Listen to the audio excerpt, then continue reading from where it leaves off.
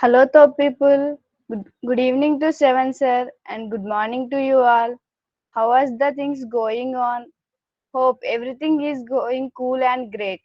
Before going ahead, let's hear our powerful invocation from our Deepti. This is who we are. We are a team. Talented, energetic, astonishing mindsets. We can do anything and everything. We talk, we care, we respect each other. We see beauty in everything. We are connected by hearts and driven by values. We celebrate each other. We provide value to each other. We take ownership in everything we do. We have freedom to make mistakes. We learn as we go. We are mad to make a difference. We love disruptive ideas. We make impossible things possible. We are strong to question the creation. We believe in dreaming big. If we do not dare to dream big, are we really living? Why be ordinary when we can be extraordinary? We should be driven by our goals, not by egos. We can do it, we will do it. Let us not hope for the best. Let us be the best. This is who we are. Thank you, Sandhya.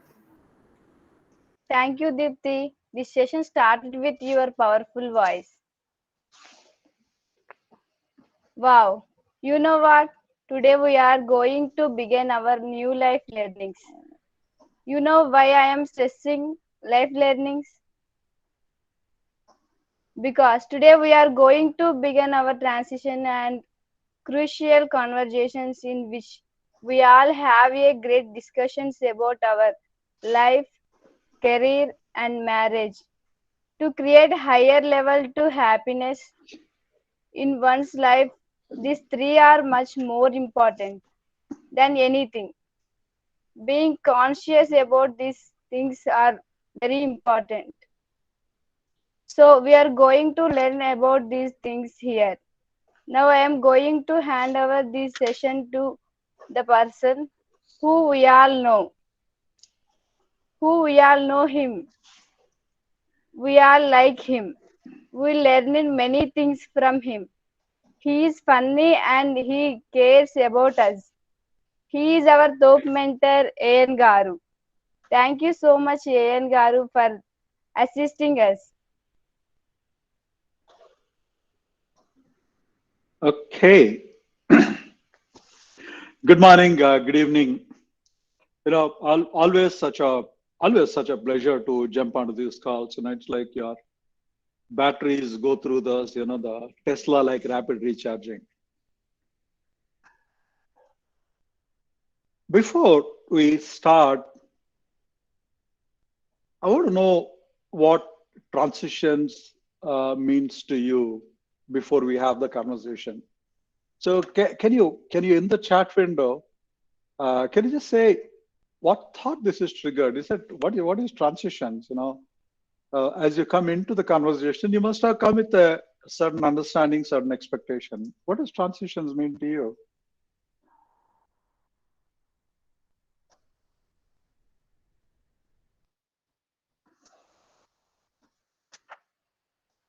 Awesome. Nikhil, move to next level.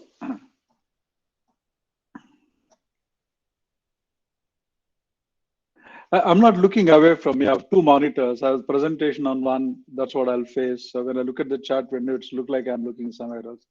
I'm not multitasking.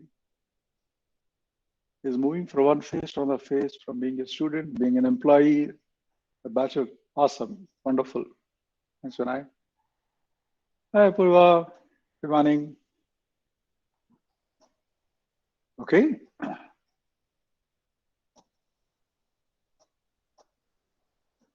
More, please. There's just two. There are 19 of us. There are 17 silent voices. No, leave me.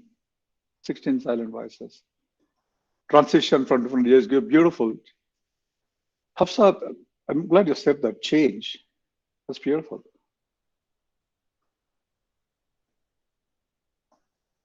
Okay. It's important because it gives me a baseline. It means baseline. So if you all say you understand only Telugu, if I start singing in French, that's not good. So I'll say, look, what language you understand? Shri, good morning. Shri, change.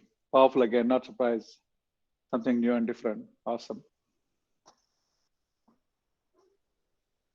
Any other? Another 30 seconds?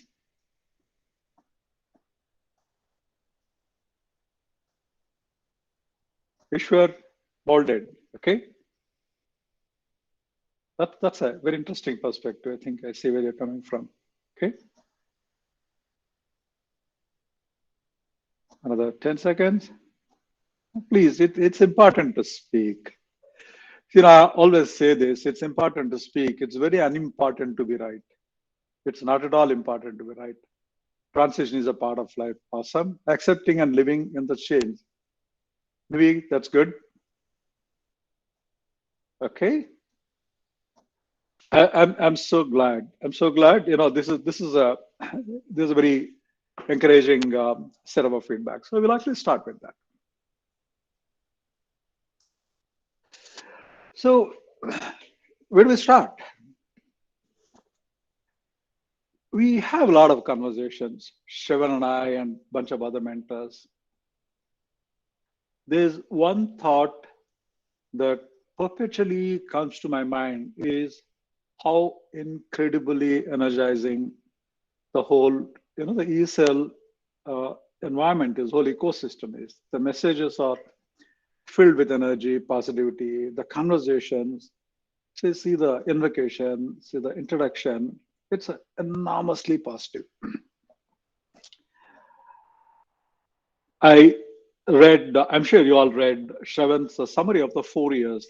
That's unbelievable. I think that one of the best 4-year track record I've seen in all my working years. You know, for both the quantum of output and impact and the quality of the purposefulness behind every line that he wrote. Then I come back and say, hey, look, how do we preserve this positivity, enormous amount of energy as we come face to face with what we call a slightly seamy side of life. Life is not perfect because in this, right, every person that you come across, it comes with a unimpeachable integrity, massive ethic, care, empathy for each other, experience that help them be more positive. So it's like being inside an air-conditioned room, you know, in the midst of a Thar desert, right? It's refreshingly different. But then the thought comes and says, look, real world has is not always perfect. It's not always perfect. So when we are nurturing all these wonderful people, you know, brightly gifted people, when we're nurturing them, shouldn't we at some time talk about, hey, look at the other side of life. Hey, look, there are things that are uncontrollable that we have to deal with, because then I actually look back into our own, you know, the Asian Indian upbringings where you're always encouraged to talk about the good things and not really sweep under the carpet some of the things that we talk about. I said, not in ESL. These guys are such open-minded, open to conversation, non-judgmental people.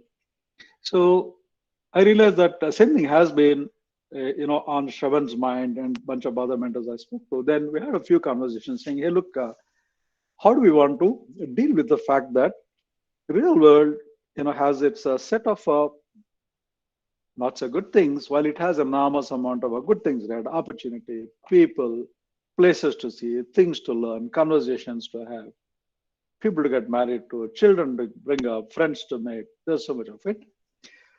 So we spent quite a bit of time saying, look, how do we want to talk about it? So today really is the kickoff. This is not the whole presentation. Kickoff of a initial gist of, I'm choosing my words carefully because they're not conclusions. These are thoughts, right? We're in the midst of a churning of thoughts some of us had. And Shravan, you know, thank you for, you know, letting me share. And, you know, please feel free to jump in anytime and, you know, add, delete, modify, augment. So that really is a background for saying, hey, look, to complete the circle, complete the perspective, to give all our wonderful mentees What you guys don't realize is every time we are talking to you, every time you learn something, what you don't realize is that there's an enormous amount of reverse mentoring happening. We are learning. So we're also helping our own growth process in this. So let's kick off today. Part of a series of conversations we'll have on the subject. Hopefully by the end of it, we'll all go with a more concrete sense of what are we talking about, why is it important, and what do we want to do about it. Okay. So the day in the life of a mentor, remember I briefly touched on that. We often ask who we are as mentors, right? Who are we? Do we dream for these people? We dream for these mentees, but we dream that you guys have a great dreams.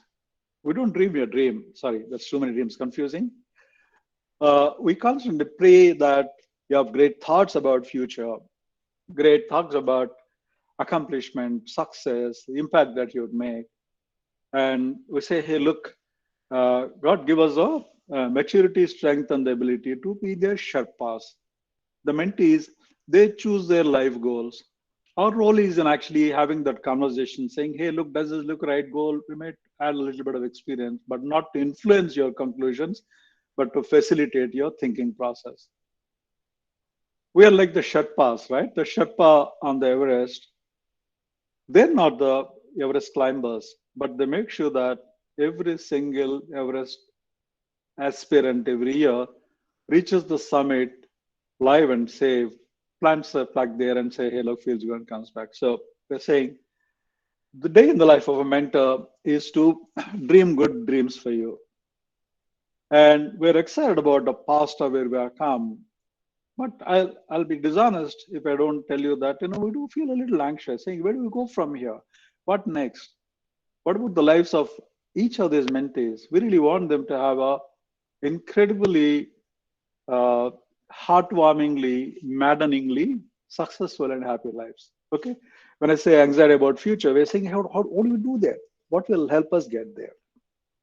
So that's what, the every living day in the mind of a mentor is filled with. And that's the perspective, that's the point of view and the viewpoint from which we are starting this conversation. Over the years, one thing all of us face and hear and agree with on is that life is a book of phases and waves. It's not a linear thing. It's not like driving a car from point A to point B on a straight path without speed breakers, right? For example, I think the Manudharma Shastra first, I think they described our life consisting of 4 phases, right? They say the Balyam, the infancy, the Kaumaram, the adolescence, Yavanam, the youth and middle ages, and the Vardhakyam. I said, why did they have to do that? They can just say, look, this human life, right? There was a specific reason. Ian, there is Yes, please. yeah, it's the slide is dark. Is it supposed to be dark? Oh, now I No. see it. Now I see it. Oh, you know Okay. what? I think I have to keep the cursor on the primary window. Okay. Oh, okay. Now we see it. Okay, you can see now, right? Yeah. So we said, look, they talk about 4 phases of life. They talk about 17 ceremonies, right? Starting with your christening, going all the way to like your whatever your passage. Then we talk about the fairly early Sigmund Freud. You talk about the ego, superego, 2 parts, 3 phases. You're talking about I'm okay, right? In the transactionality, they're talking about parent, adult, child. Both as states of mind as phases of life. And then in the organization, right, as a managers and leaders, we constantly look at every individual passing through an individual contributor phase, a manager phase, and a leader phase. Okay. So why this preoccupation with these phases and stages? In fact, the day I retired, actually, the first blog I posted was about 3 phases of my life. I said, oh man, this phases thing is really, really, really part of us. When we delve into it, then you see that, for example, I said there's a phase I was preparing for life. There's a phase I was responsibly working and contributing.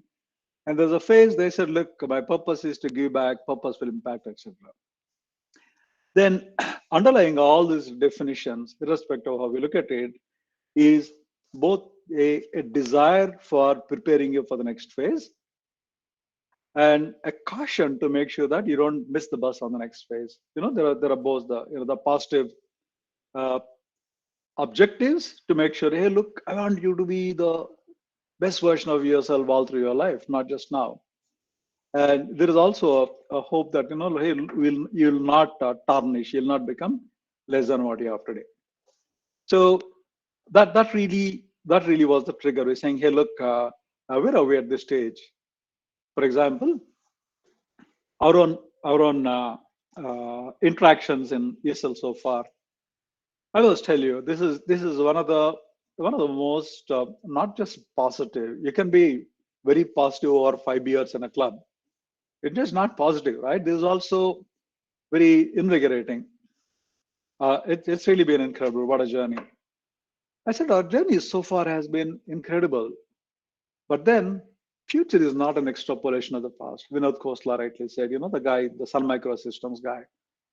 So therefore, while we celebrate the past, we need to look out for the future. The reason a car is given a windshield is to keep looking ahead of the future, right?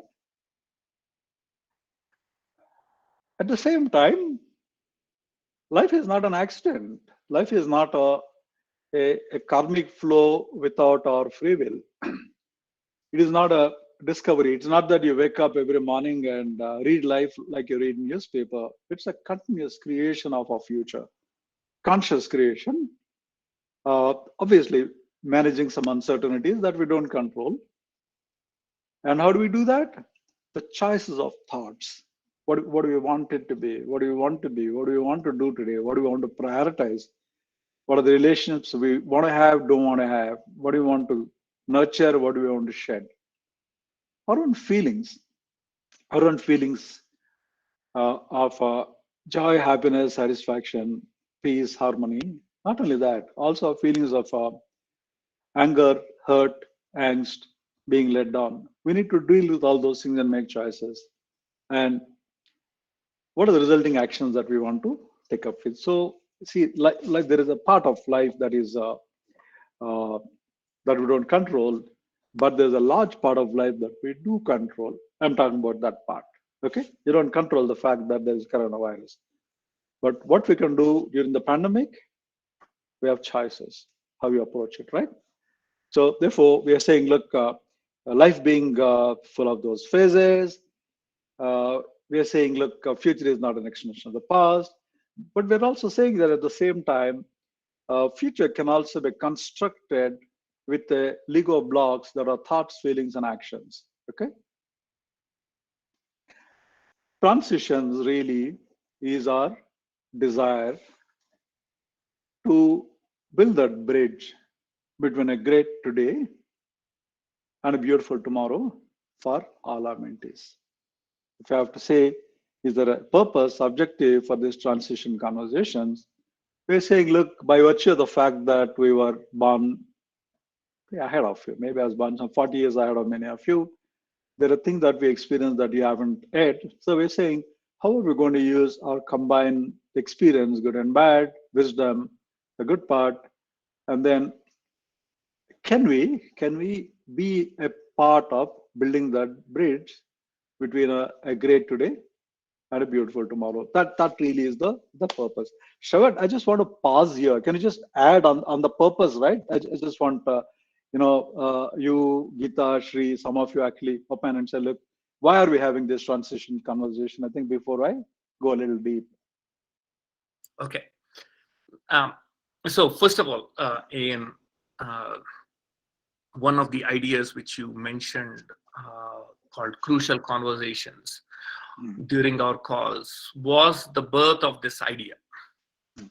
And I know that I never had these crucial conversations properly in certain parts of my life. You mentioned how the crucial conversation should happen between an employee and a manager. And I never did. I didn't understand it. It took me many years for me to understand how to have a proper conversation with my manager. So once you brought that up into my mind, then I started noticing the transitions are actually a very common part of our life. There is, without transition, almost like there is no life. And so once, so it's like if you, uh, the mistakes I did, which I look at it like, how do you handle money? No clue. How do you handle a marriage? No clue. How do you handle a career or children? No clue. These are all things we struggled and learned. And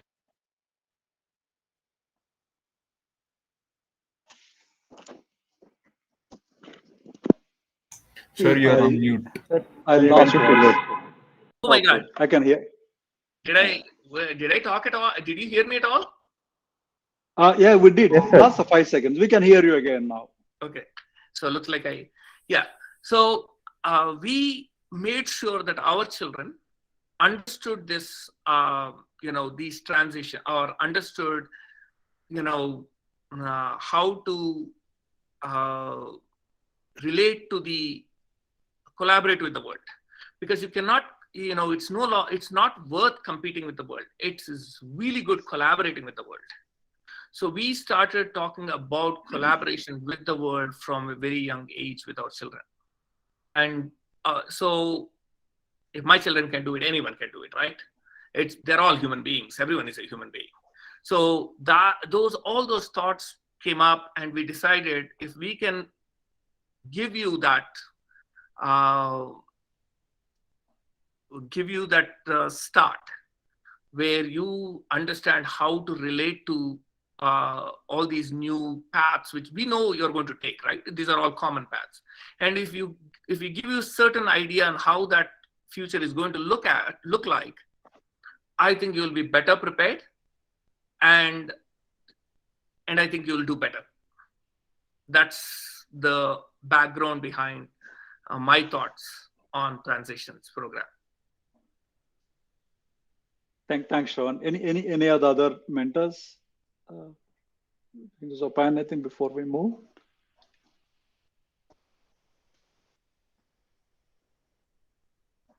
Okay.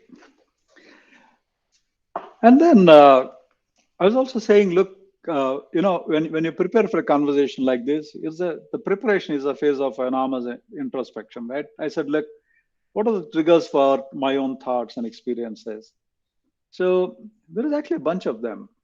I'll tell you, one of the most impactful books I ever read was in 1984. 1984, May, I just completed an MBA. I was about to start the work. Somewhere around that time, I think February or March of 1984, two behavioral sciences professors, Pulin Garg and Indira Parikh. I was in IIM Calcutta. They were both professors in IIM Ahmedabad. They came for a conversation. They had just published this book called Profiles in Identity, a study of Indian youth at crossroads of culture. It's also not just culture, crossroads of life. Like I was then, right? I just finished my education. I was going to start life. I was at really the crossroads. They did some extensive study. They interviewed a lot of people. In fact, many students from IIM Ahmedabad, bright, accomplished, cheerful, and happy, but they spoke to them. They said, look, there are some unbelievably exciting things that came in. There are also some very poignant thoughts that came in. This book, by the way, is available. I tried to buy this now, but a PDF is available in SlideShare. If you just log in, it's available. I can actually send it to you. It's free. So they said, look, over time, people seem to turn into 7 kinds of personas. By the way, what they also did was, after they spoke to the students, they got so curious. They also went and spoke to a lot of alumni. A lot of people settled in life, very successful, married for a long time, had children, etc. Based on that, they say, look, people are, these bright young graduates, some of the best and the brightest from a Marquis B school, part of India. They said they transformed into, some became ghosts who walk by, barely existed. Some became echoes and shadows. Shadow is, there's a thing of the past, and now they're just shadow. Some got just cast away, fell by the wayside along the way. Some were very forlorn, some were rolling stones, some were smooth sailors, and some were air apparents. Okay, the broad spectrum. They said the transition from the as if world of being a student in real world has had very different impact on these people. They became 7 different avatars and personas. Then they went on to study, saying, "Hey, look, what was the various thing that had impact on their life?" Then they looked at there's 5 6 elements. The role orientation was self-orientation. Okay, uh, what does my role ask me to do versus what is my innate behavior. For example, if I'm afraid of a fire but I have to be a firefighter for a living, there's a conflict. But if I love cooking and feeding people, if I'm a chef, and a role and self are aligned. Then felt feelings versus a should feeling. This is very powerful, particularly in Asians, certainly in Indians that we talk about, right? There are feelings you're not expected to express. If you completely disagreed with a parent or an uncle, they say, no, you don't say such things. They so the how you feel was how you should feel, how you're expected to feel, how you articulate feelings, right? So there is a constant that conflict between the felt feelings and what I should feel. Hey, in this thing, right? Look, you're married. That's your wife, or that's your husband. You should feel, even if the guy is an idiot, even if got a little spanking, you should feel the felt feelings and should feeling complex. Closeness versus individualization. Later, I think when we spoke about marriage, this is one of the biggest conflicts we all face. Uh, I'll come back to that in a little more detail. Uh, it's all around personal space. Experience growth versus a validated growth. Okay, what people, parents, all the teachers, all they tell me, but what I validate with my own experience in terms of what growing up is about. What I'm told it is like what I experience it to be. Your social identity versus work identity. There are countries, I'm not taking a name, that go by 5 C's, right? What car do you have? What condominium do you live in? What credit card do you have? What company do you work with? What club are you a member of? Define your identity. Man, they say, look, if these 5 are good, you're awesome dude, successful. So that's your social identity versus work identity. What are you known for? What are your contribution? What is your excellence? So these are beyond your personal identity, right? So there's a lot of conflict between social identity, work identity. Often, so you make choices from what you want to be or what you want to be perceived. See, when my son just declared in the final year of engineering that he wants to be a chef, I said, go give it a shot. There were close family members who say, hey, he wants to be a cook. I said, no, he wants to be a chef. The work identity is a chef. He's doing exceedingly well. His social identity, they say he's a cook. Oh, what happened? He's such an idiot, is it? He wants to study, did his mechanical engineering, comes from an educated family, he wants to be a cook. That's the thing I'm talking about. The social identity in some minds versus identity, and then the context of growth itself. So this book, I don't know, it had an enormous impact. And I'm glad I read it at a time. I was just walking out of the portals of as if world, the lab world that is being a student, into the real world. Okay, that was one provocation to my thoughts. Then 1998, I was with Microland. I was a CIO there. I met this amazing HR consultant called Prem. That guy said, Ian, your job as a manager, as a leader, is to help with your people with their being and with their becoming. I said, PM, what do you mean being and becoming? Are they not the same? He said, no, being is you. Without a job, without a car, without a building, without a lot of properties, if I have just you standing in the middle of a hall, What do you stand for? What are the values you stand for? What are you willing to fight for? What are the relationships? What are your ethics? What are your preferences, your choice? Do you like biryani? Do you hate papaya? All that, right? It's a quintessential you, and what you become is all the relationships, the roles and responsibilities, the designation and the visiting cards. A father, husband, brother, son, uncle, aunt, a CEO, a dude, an expert in some field. That's the becoming part. He said, look, make sure that the being and becoming travel together. They are like the two tracks on a railway track. I said, oh man, that sounds interesting. And I had that at the back of my mind all through, right? In fact, I think the largest team I had was about 40,000 people. But I said, oh my God, as a leader for that business unit, how are we going to make sure that the being and becoming for these 40,000 people is not hurt? Okay, that is a second trigger. Then I love this book. If you haven't, please, please, please, please, please read it. Okay, each of you should read this book. Marshall Goldsmith's "What Got You Here and Won't Get You There." It's a funny, poignant, very good stuff. You remember I was saying life is not a simple continuity. There are these breaks and chasms where you really need to retool, rejig, relearn, re-prepare to for the next part of it. So in fact, I used to gift this book to every person in my team who got promoted to a certain level. I said, look, buddy, you're a very successful Unix administrator, but that doesn't make you a good people manager. Okay? Man, if there is a data center crash, if there's a network failure, if there's a network got hacked, nobody can solve it better than you do. Hey, but buddy, if one of your team members just met with an accident, do you know what to do? Do you know how to help? Okay.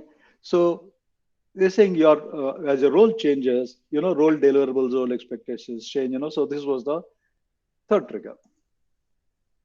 And then Jeff Moore, if you haven't listened to the guy, I think in 80s, 90s, Shravan in our growing up years, Jeff was a big dude, right? He said, crossing the chasm. Why do so many companies disappear? Why do so many people disappear? Digital, who are the inventors of Ethernet network, Tandem, Himalayas, were computers that could never fail. They could never fail. Never heard of a tandem computer failing. All stock exchanges run on them. Kodak, makers of a Kodak movement. Blockbuster, video lender. Or look at people like Rajat Gupta, who was a CEO of McKinsey, unbelievably bright. One of the founders of ISB school here, I think founding board of governors. Why did the mighty fall? So looks like they tried to jump over a phase. Instead of landing on the other side, they fell. Okay, so crossing the chasm. How do you cross the chasm? Life has a lot of those chasms, like Shravan was also saying. But to reach the other side, land on squarely on both your feet, and be very successful. And of course, goes without saying, rules we play grows faster than us, right? Suddenly, then your relations, the number of relationship roles that you have, you're a mentor, you're a part of a Rotary Club, you're a part of a association, you're a part of some task force, you're a part of a cheering club because there's a marathon going out there. So likewise at work, and then your number of roles will grow faster than all your roles. So how do you manage them all in harmony without your being or your becoming getting compromised, right?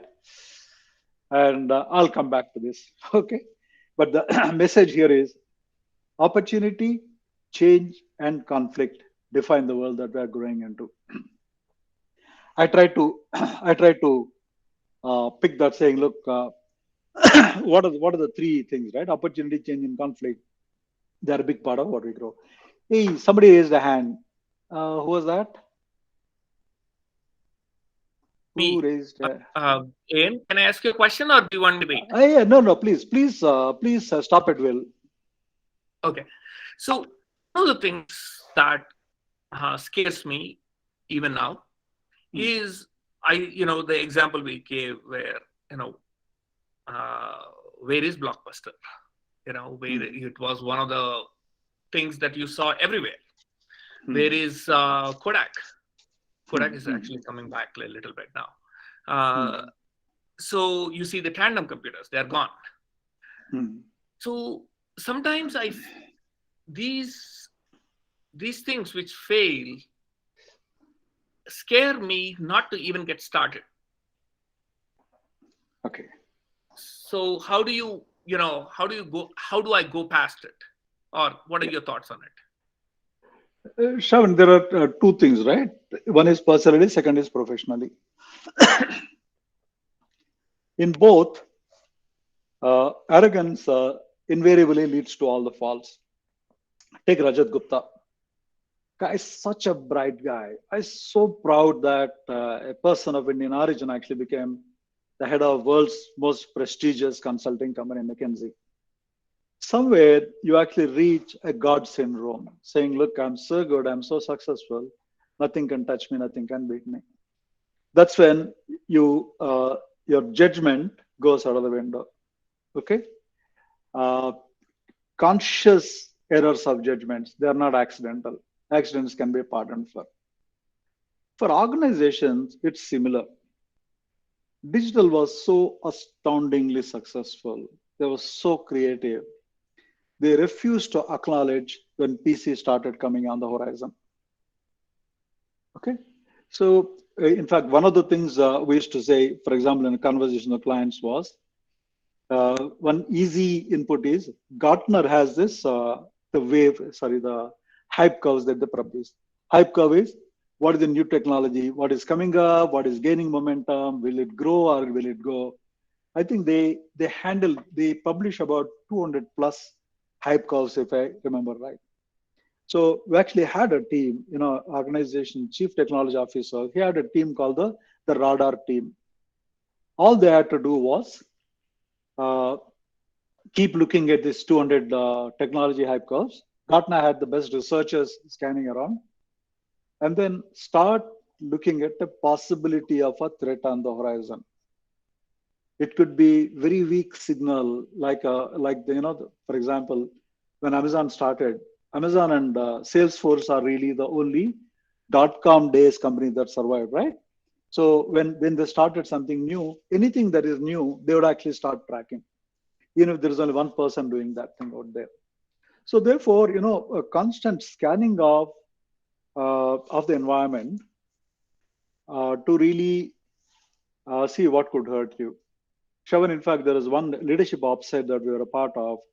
One of the strategy consultant came, in the cognizant that I think the top 100 people. He said, "Look, please write down 5 things that can bring you to your knees and you can't recover." Okay. So it was not about technology. Then when we actually looked at the list, then we got scared because other than 1 or 2 items in the 25-item list, we were not prepared for any of them. He said, "Look, the CEO's job is to predict doom and make sure that doom doesn't happen." So, Shravan, I think now there are I think ways to constantly question ourselves.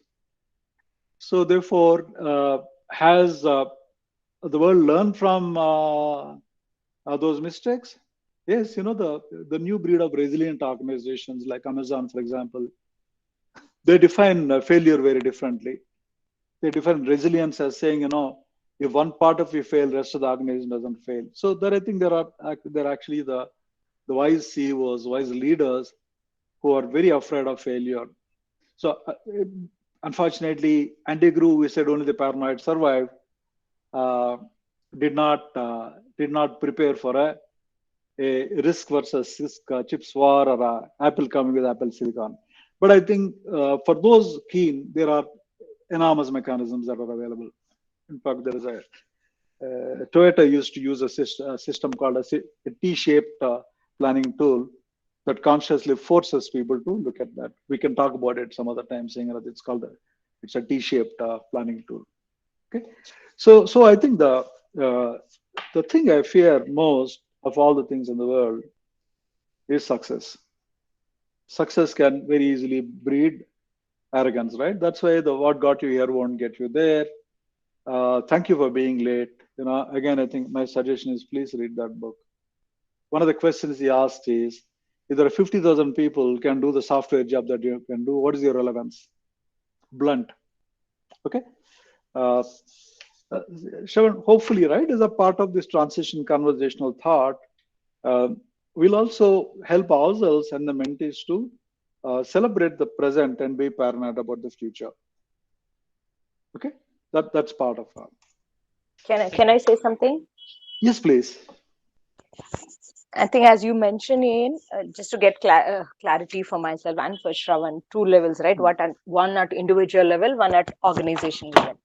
Right. I think to prevent this, to ensure this doesn't happen, the fear, to address the fear of Shravan. Shravan, I think that's the where you build some systems around which can catch it in case that happens. Exactly. Okay, so for example, that's where I think we have, like you and I, we mentor each other and we confront each other straightforward, saying this is okay and this is not okay. So can we keep such relationships? This reminds me of a quote from Ramayana, where when Ravana was trying to, fight with Rama, or not letting go Sita, his uncle Maricha comes and actually advises Ravana. He says, I have experienced what Rama is.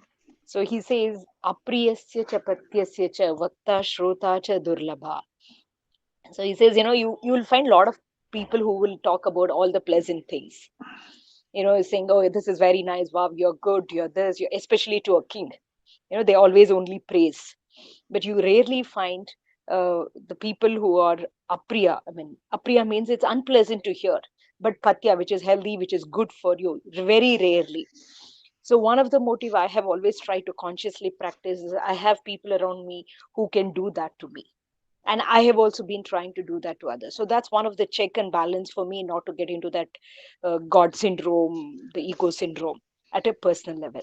So that, a mentor or a good friend, few of them, and someone like you, because you are surrounded with so many of us, so we all have there, me, I will never say yeah you're great, but I also confront you many times with whatever. This is the culture I want to bring among the students also, with the mentees also, because I see during my calls most of the time, uh, we need to prepare them. I feel they're still not ready for a lot of confrontation conversations, which is very healthy and important for them, because there is a lot of there is a bit of syndrome, is my, I may be wrong, but among the mentees, that because they're doing excellent in so many things, so they're getting habituated to hearing only the good things. Is, I may be wrong, as I said, but that's been my little observation. So at an organization level, that's where you need to have consultants, you need to have mentors, a board of advisors. So all that checks and balances, all we need to introduce to mitigate the risk or the fear what you're talking, rather than not doing it. Spot on. Shri, that triggers another thought. My early career years, I was with Wipro. Azim Premji used to travel to every single location of Wipro, every small office, big office, factory. He used to talk about the values. So he had this called a newspaper check. They say, if what you've just done appears as a headlines in the newspaper tomorrow morning, are you okay with it? So Such a I was beautiful thinking, thought. beautiful, right? So I was Yeah, thinking about very powerful. two Microsoft CEOs, Bill Gates and Satya. I was so heartbroken when the Bill Gates controversy broke up, right? I was really looking at Bill and Melinda. I used to worship them. So while he's not the best of the leaders, but I think he had his spark of, like Steve Jobs, right? Bill Gates, he has a spark of brilliancy, and he knew when to get out and get a new CV. But look at Satya. I don't think Bill Gates is okay to see all his acts on a newspaper headlines each morning. But look at Satya. Satya is not worried at all about anything that he does. Touch wood so far. That's what I think it is, right? I hope it doesn't show clay feet. So he used to say, look, integrity is what you are willing to do or a thing or a say when nobody is watching you. Locked up in a hotel room, there are no cameras, there are no microphones. What is it that you're willing to say, do is integrity. And the validation of our values is, are you okay if your last action comes in the newspaper headlines tomorrow morning? I think, you remember talking about the being and the becoming?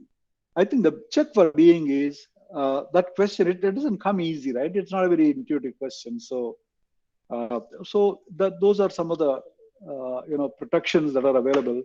But you can still say, hey, look, this one time, I'm okay to do something wrong, and that could be a downfall, as it happened with Rajat Gupta. Okay. So we're saying, look, to summarize, right? We are saying life consists of phases that are non-linear. What you prepared for so far doesn't prepare you for next. On the contrary, it could be something very, very different out there. There are conflicts, there are changes, there are people you don't like, things you don't agree with, etc. So how are you going to prepare for it? So I said, look, you stay fit for today and ready for tomorrow. Very, very simply put, right? Fit for today and ready for tomorrow. Fit for today, ready for tomorrow. In fact, my conversation with our HR used to be, our job as leaders is to make sure that every person in our teams is fit for today, ready for tomorrow in terms of their skills, training, and capabilities and behaviors, right? Okay. Now, sounds so easy. Let's double click and dissect on that a little bit to see what the hell does it mean. Fit for today, ready for tomorrow seems like a VLCC advertising line. Okay. Now, that takes us into the uh, the meat of the conversation. But then I want to stop here for a moment. Idea is not to paint a very morose, cynical picture of the world. It is important, it's very important to understand the real world. We can accept it. Acceptance is not agreement. Acceptance is knowing it is what it is. You couldn't have changed it if you wanted to. And you still have to plan to thrive in it, in the world with all its imperfections. My manufacturing days, my boss told me, this guy, Taguchi-san, Japanese manufacturing, but he said, look, if I give you all perfect inputs and if you produce perfect output, what's so great about you? Yeah, the robust design or the Taguchi design. He's saying, how do you still deliver great customer satisfaction experience and product even when your inputs are not the perfect? If you remember, in 1960s, Japanese products have the same reputation of Chinese products, cheap and low quality. Now you don't say that anymore, right? So they overcame that. So we need to understand the world around us and still thrive in it and do great in it without compromising on the basics. That needs conversation and participation from both. Okay, Shri, I'm so glad you said that. It's important for us to contest each other. Disagreement, we are taught, is a sign of disrespect. No, not disagreeing is a sign of disrespect. So if you don't agree with me, you say, hey, Garu, I think that's a truckload of bullshit. I would be so much happier if somebody calls me a bullshitter than if they clap for some crappy thing they just said. So it's important to have those conversations, the crucial conversation. Maybe in one of those sessions we can focus on confrontation conversations. Confrontation, right? The crucial conversations. Yeah. So maybe one of the sessions we can facilitate like a workshop rather Absolutely. than like this. I've been recently certified from Fears. Okay.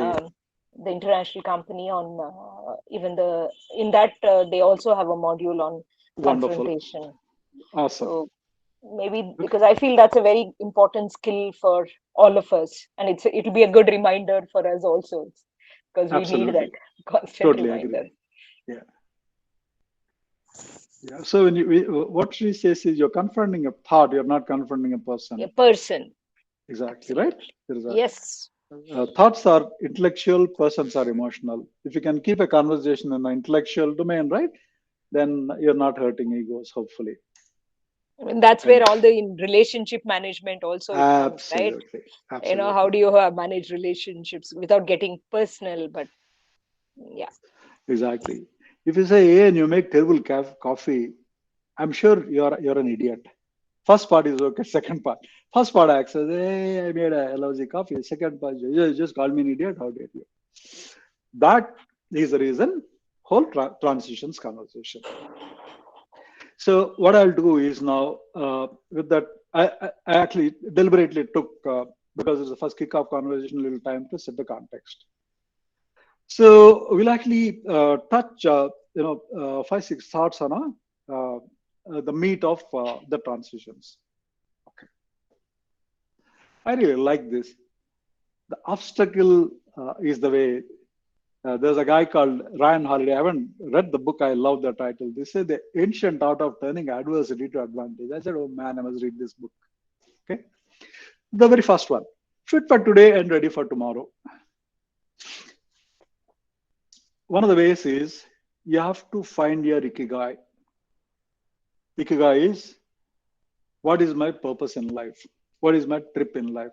Because purpose is a slightly longer term than your immediate certification, graduation, or your job. But the purpose itself can change over a period of time. Okay.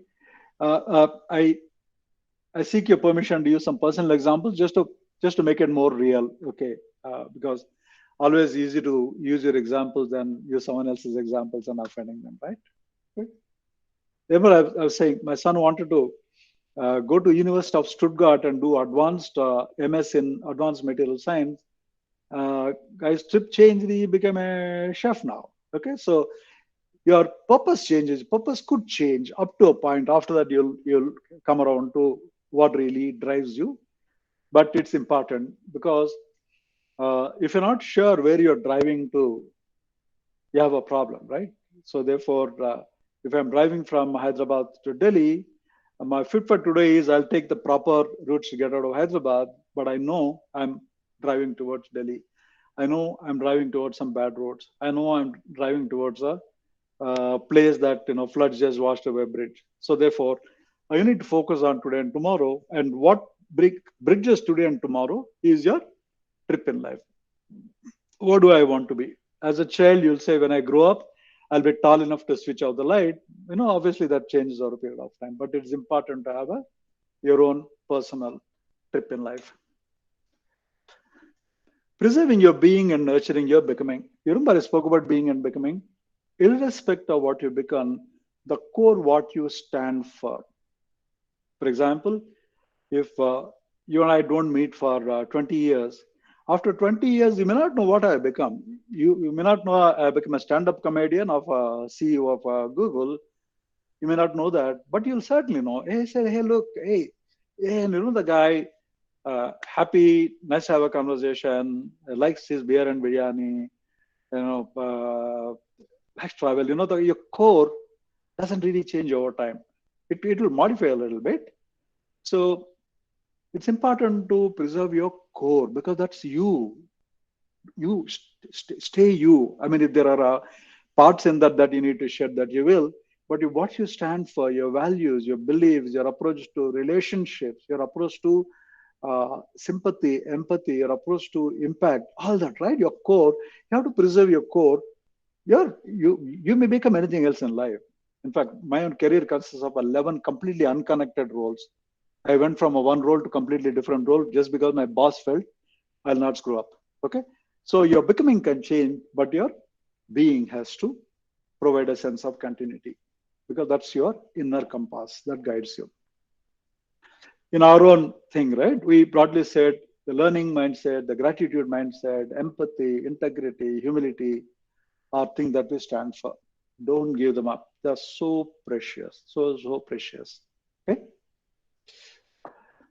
Dealing with autonomy, choices, and decisions. I remember, when my mentee was first time leaving home and going to a hostel, I said, what do I say? So I realized that my thoughts were all around, how do I deal with autonomy?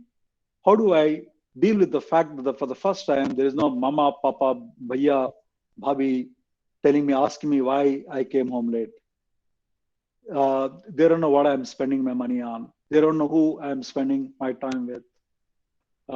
Very impressionable phases. They can turn very difficult. In fact, I've actually seen this in a lot of our first-time hostlers who came from a very, very controlling homes. So the choices that you make and the decisions that you take are both very important. The friendships are your decisions. Habits are your choices. Because unfortunately, life does not come with a Control Z button. There is no undo. If you have done it, you have done it. It is all committed to the database. Nothing can be done about it. So one of the earliest challenges is dealing with autonomy. So some of the thoughts I have is, do you have a habit of writing your budget, your expenditure? So your budget may just be 500 rupees, but have you accounted for every paisa? So you're making yourself accountable to yourself, saying, look, am I dealing with money with respect, work with respect, relationship with respect? Okay, what I say with respect. So that's a second thing. Uh, for example, when you first start working, you're suddenly into a lot of surplus money. What do you do with that? There are bright days and there are very rainy days. Guys, that's the reality of life. Uh,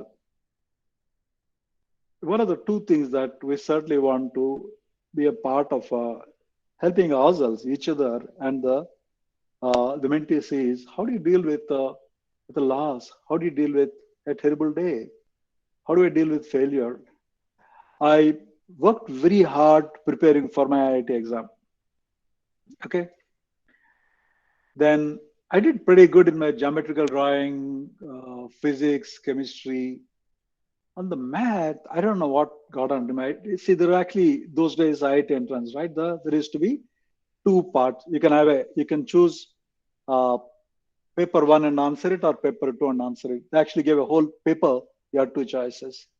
I came back and realized that I answered half of a paper one and half of paper two. Okay. Uh, I was actually in Chennai. There's brilliant tutorials. 12 Masalamane Mudalai Street. Those days was the biggest. I spent a lot of hard work preparing for it. I don't know what happened on the day of the examination. How do I deal with it? I knew as I came out that my IIT was washed out of the window. It's not going to happen. Uh, 2 years into my work life, I teamed up with a guy and started a startup, a small scale industry. You know, the pride saying in a university gold medalist, MBA from IIM. Oh man, I'm the top. Okay, how can I go wrong? I screwed up so badly, so badly. Financially, it was a mess. My pride was hit by a truck. Self-esteem, washed away in gutters. And on top of that, I just got married and my wife just came over. We didn't have enough months to pay the rent in one shot. So, do we make mistakes? Trust me, we'll all make mistakes. Will there be failures? There can be pretty nasty failures, disappointments. But what are we going to do with it? Are we going to let that get us down, kill our self esteem?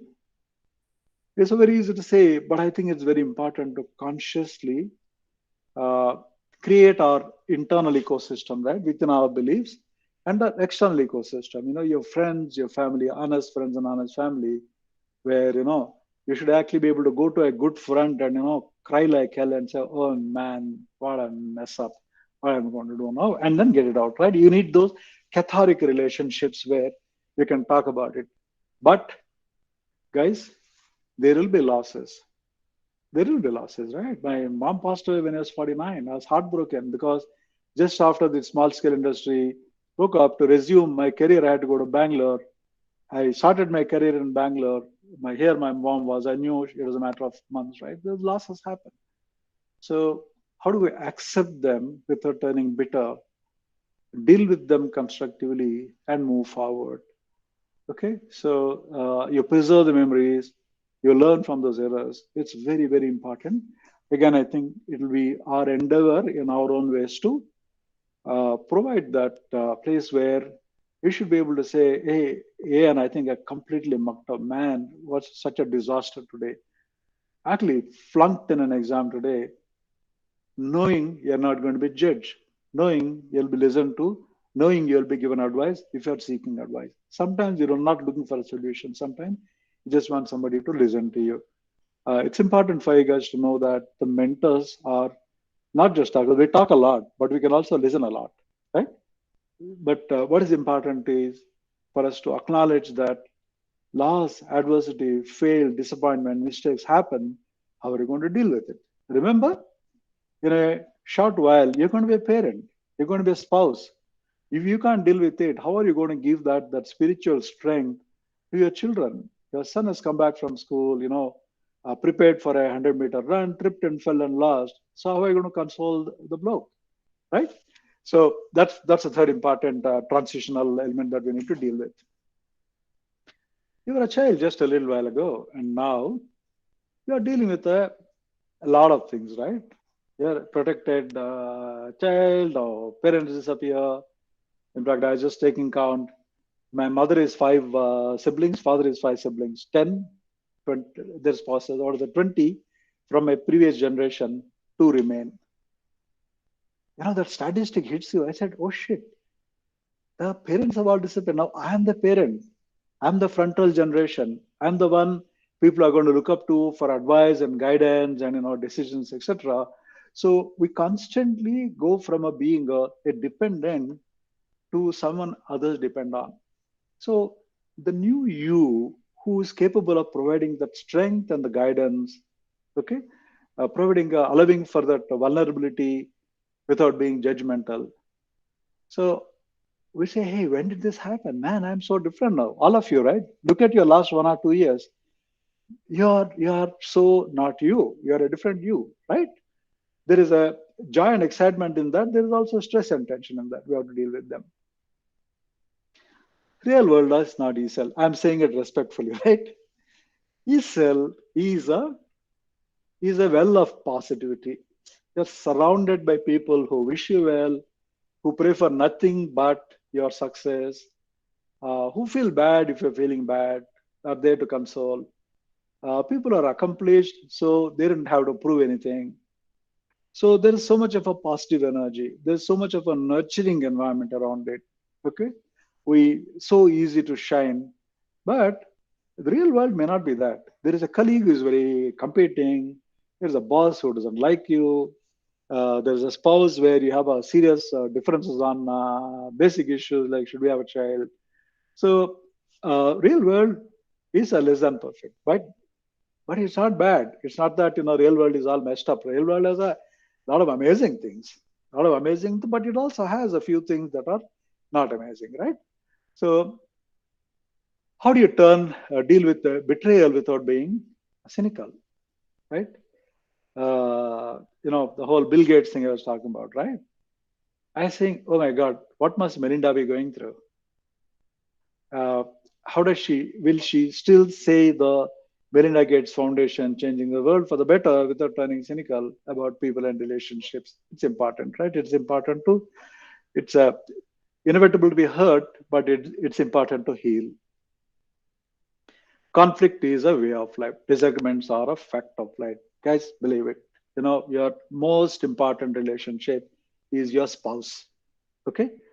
Because your spouse is you, you're your spouse, the most loving and caring relationship, your spiritual strength. That doesn't mean you don't have a bad fight, bad argument.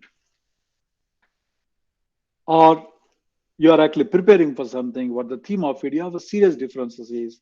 That's where the whole crucial conversations, in fact, ASAP, Shravan, actually see if I can get, we have two sources now. We have the master trainer for India on crucial conversation.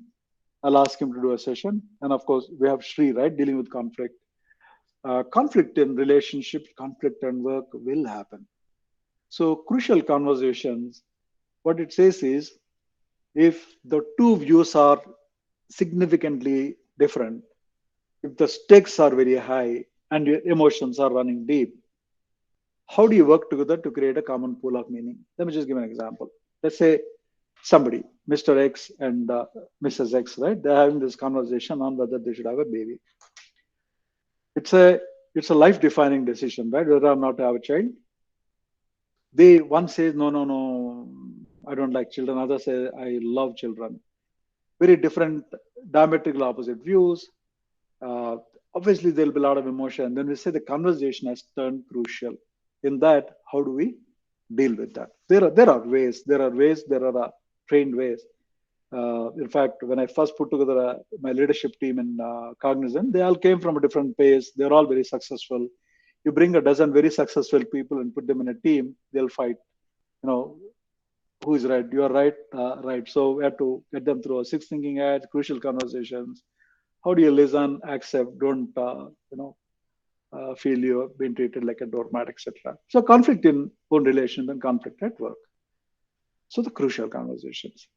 So there are so many other ways, right, that transition manifests itself in our life. One is day is changing, I need to prepare for tomorrow.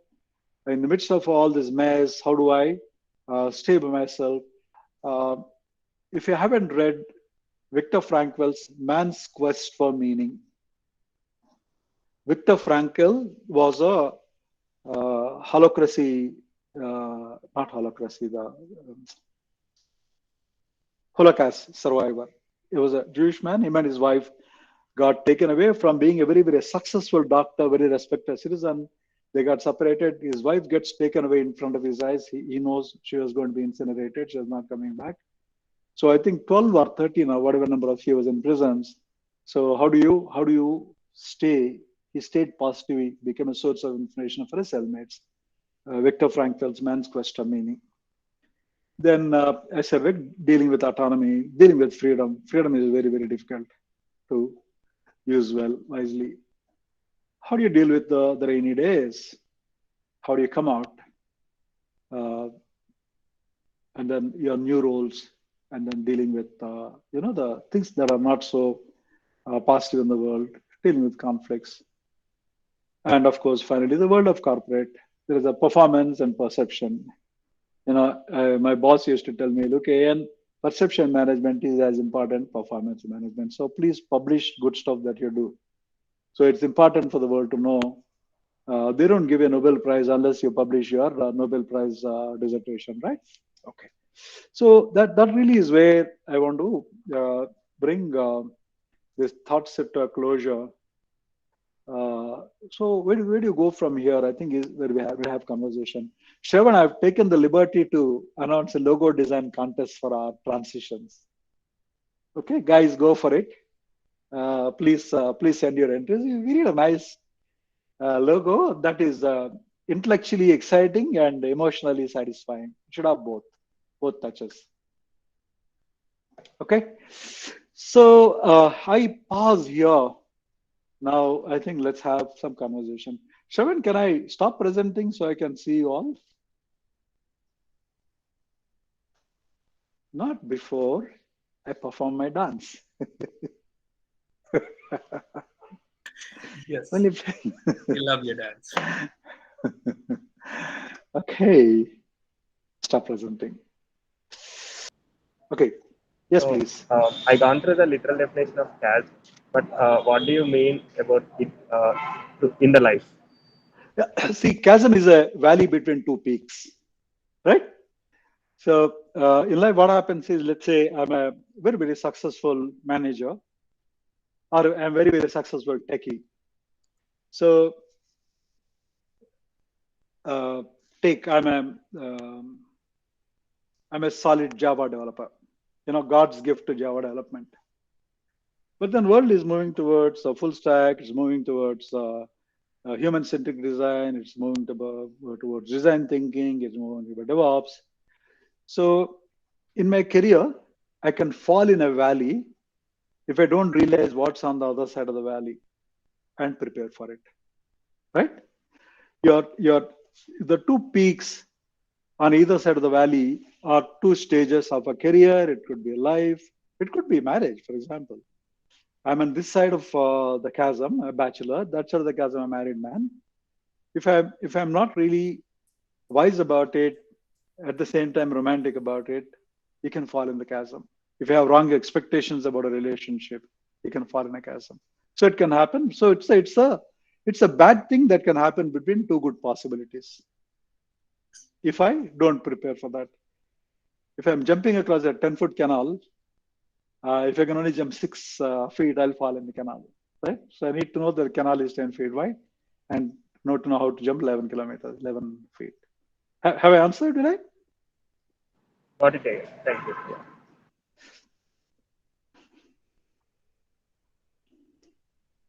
I want to hear your reactions.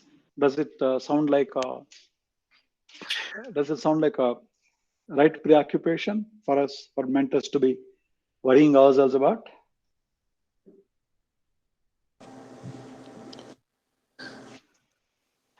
You think you are getting old and senile and paranoid, all the mentors? Go ahead, Nikhil. So After Nikhil, Nandita. Sure, Nikhil. I completely love the way you you presented the transition, Ian Garu. Like this question always comes in like the real world and the ESL world. Like I definitely think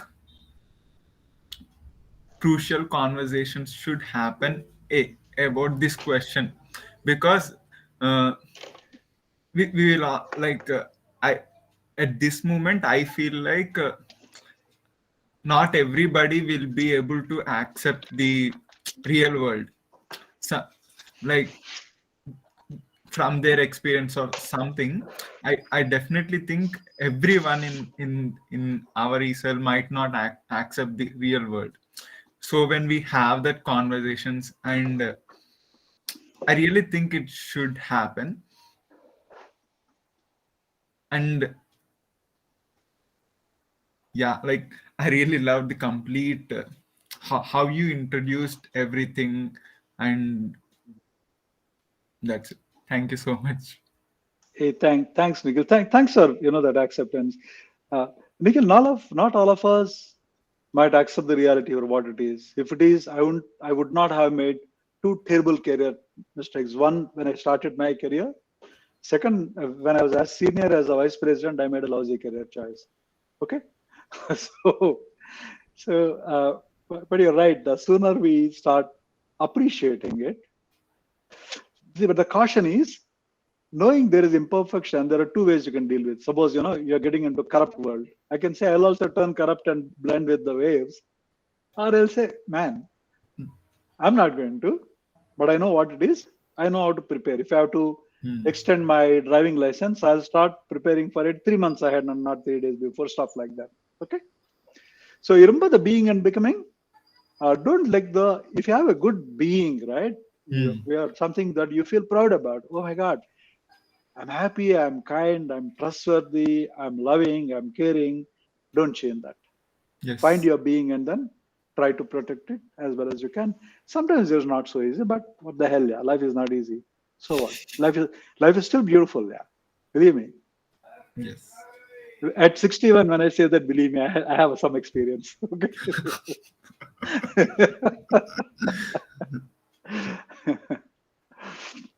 Go ahead, Vikta, Nandita. shoot. Wow, thank you, sir. First of all, thank you for this. Sir, no. Okay. Thank Okay. you, Ian Garu. Like, first of all, I just want to appreciate your voice, your calmness in that voice. Uh, it just, grabs that attention always when you talk, Ian Garu. And like coming to the topic, I just loved it. Oh my god, I could feel everything to the fullest. I'm just like, and it just gave me that upliftment, that inspiring moments for me, to not only for this day, maybe for next whole week. And I'm really excited for this transitions program. Uh, I just felt like it will just bring back to the roots. We are flying higher and higher every day, but these transitions program will again bring back us to the roots. It will help us to uh, be be ourselves, meet the new you every day, and also like be in that or like experience that core you each and every day, like explore that core you each and every day. I'm just loving it. I don't have words to explain it more, but then wow. Continue to fly high. It's called the head in the cloud and feet on the ground, right? I'm going to pitch in because I need to drop off now. So just wanted to say thank you. And of course, it's always interesting, these conversations personally. Uh, and we'll take it forward. We'll continue looking forward for further, and I'll also catch up with you separately to say part of this relationship management. I have done some work. I've created some modules. We need that, also. Shri. Yeah, I've created Shri, especially for this getting into relationship, personal relationship. So I've created a few modules topics. So we will awesome. catch up individually and customize it to these folks what would be better. But there is a lot of work I've done on that front. Shri, certainly look forward to that relationship and conflict session from you. Yeah. Sure. Thank you so much. Thank you. Thank you, everyone. Bye bye. Sorry for not being able to be on video. No, I understand. Thank you. Vinay? Yes. So, sorry for the background noise. It's very good. So, again, that was a wonderful presentation. I can't tell it's a lovely presentation because it has got some kind of uncomfortability in me as well. Because we are talking about the uncomfortabilities that are going to be in our journey, and but I really like the way that you have thrown light onto the hardest times that we are facing and also we might face. It is like something like suppose say if I am supposed to travel with a friend who is very very close to me. Suppose say if my mother prepares me mentally that though you're having a good friendship with him, if there comes a situation that you want to like if you get into a quarrel, that's fine, accept it, don't get mad about him, but that's fine, accept it and also prepare mentally for that also. And like if mummy అలా ముందు చెప్పేస్తే ఒక sentence like that will just prepare me mentally కదా. So that is what our mentors are doing at this point of time అన్నట్టుగా అనిపిస్తుంది, like for everything that's going to come along. And also I feel like we are transitioning into the transitions at a perfect moment. Like before coming to ESL, we are just normal students, and then we came, and then we started understanding the world in a different way, and then we started believing in ourselves more, being in a team, and with the appreciative background, with the appreciative environment and the positive environment that we all have created, we are just believing in ourselves more to face any challenge. And then we got comfortable with our own selves and being in a team, and now we are really transitioning into those uncomfortable conversations, like crucial conversations is that only, right? a bit of uncomfortability, but Exactly. where the emotions are not communicating, but the intellectuals are, but the thoughts are, like, right? I really love that sentence. And also a big shout out for the last slide. Like I loved each and every point, and I just felt it like a glimpse of what you have sent to Nakshatra while she is having a transition from her home to hostel. Like they are still on my wall. Like and also like I felt those points are needed for the next phase, like getting into the real world. Thank you. Thank you. Vinay, if we don't periodically make you uncomfortable, then we're not doing our job. I remember 96, I got promoted. So my boss wanted to meet me after my promotion. He said, "Do you know why you got promoted?" I said, "Please tell me." I thought he'll say, "Boss, great job, full potential." He says, "Look, you're getting very comfortable in your previous job. You're doing very well." So I had to make comfort. You know what it did? I was in Mysore. At a 7 days notice, he relocated me to Bangalore. So after all children's admissions were closed, I had to move, find a new home, take up a new job. On top of that, the new office was getting done. He says, "Look, he gave the most suggestion, become the project manager." He said, "If you're not sufficiently uncomfortable, you tell me." Okay. But I loved that change. So you are consciously thrown into the uncomfortable zone. Exactly. Every time we see you comfortable, if we don't throw you in the pond, then we are not doing our job.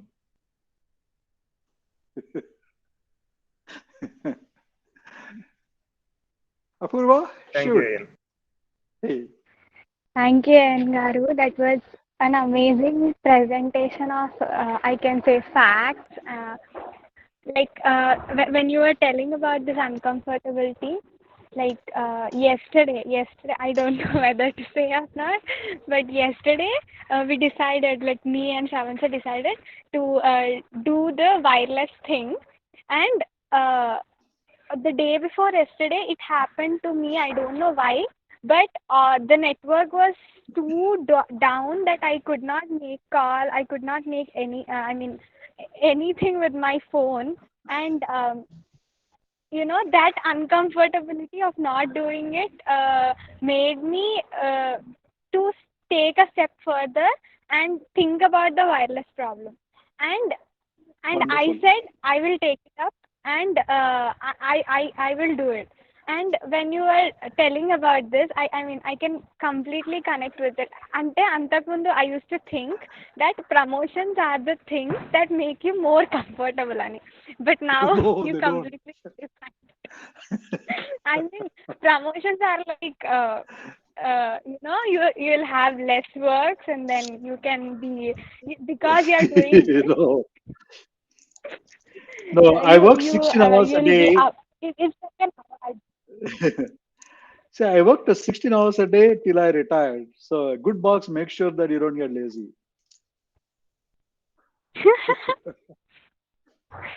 I mean, Thank you. the slide of obstacle is the way. I completely agree to it. I mean, when we get obstacles, we find a new way. I mean, they are Absolutely. a boon in disguise, I can say.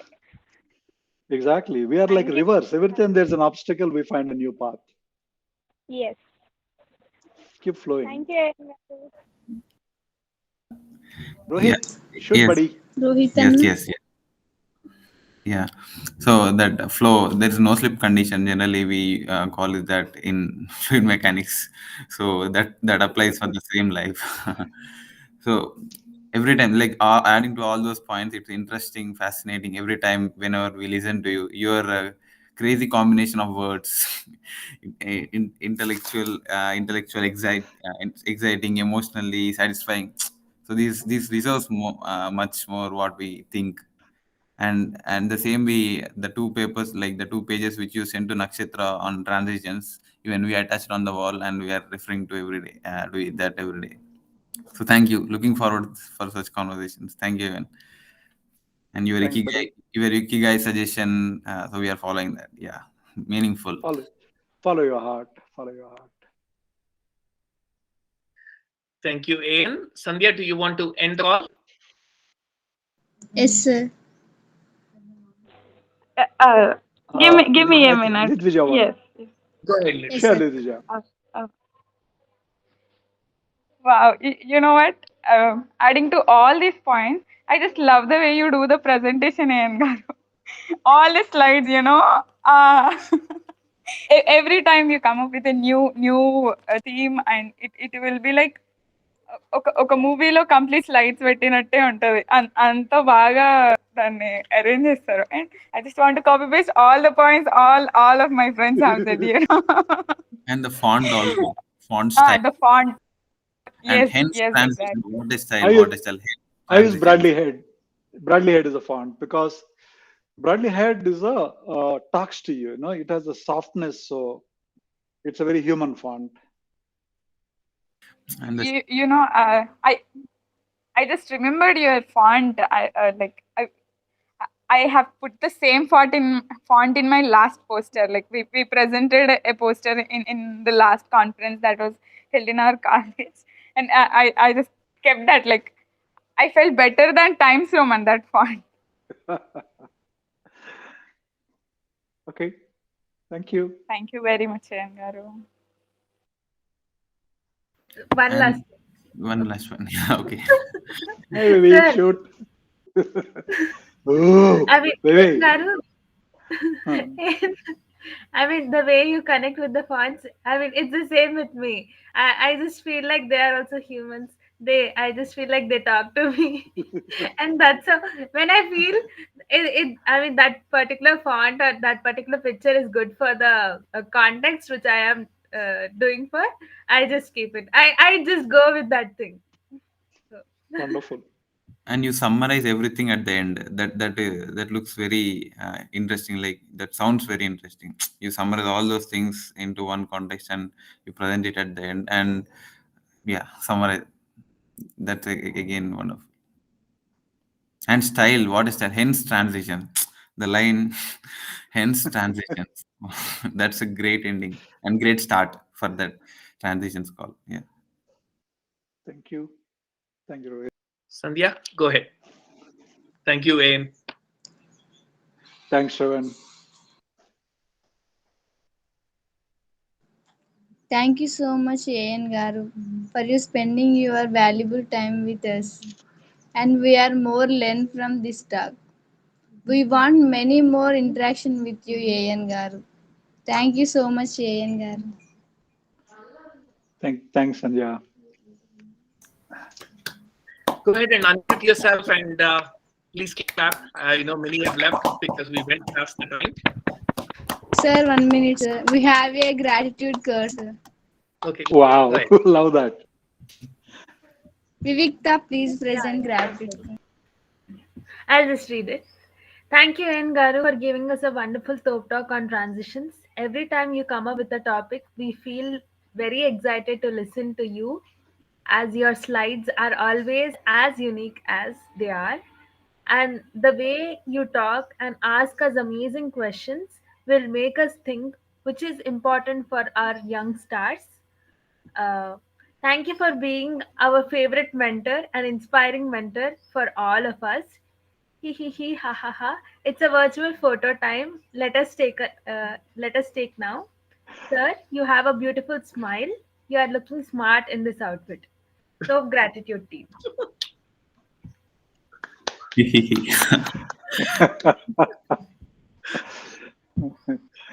So you want to So come on the picture time, guys? yes. Can we have everyone on camera?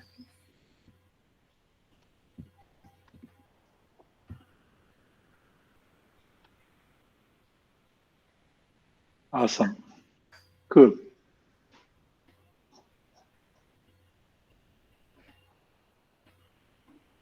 Thank you, everyone, for attending this session. Bye. Thank you all. Bye, sir. Shravan, can you send me the recording Thank link? you. What did you Sure, say? sir. The recording, because I need to Yeah, audit the yeah. presentation. I will send it. Do Myself you want appraisal. it right away, or shall we, after we put it on the No, take YouTube, it. Take we'll it. give it? Yeah, Wait, actually, we'll put it that's on better. YouTube and then we'll give it. Yeah. That's even better. Thank you so much. Okay. Take care, guys. Happy Sunday. Good day, Bye. good night. Thank you, Thank you, Edgar. sir. Have a great day. Thank you, N. Garu.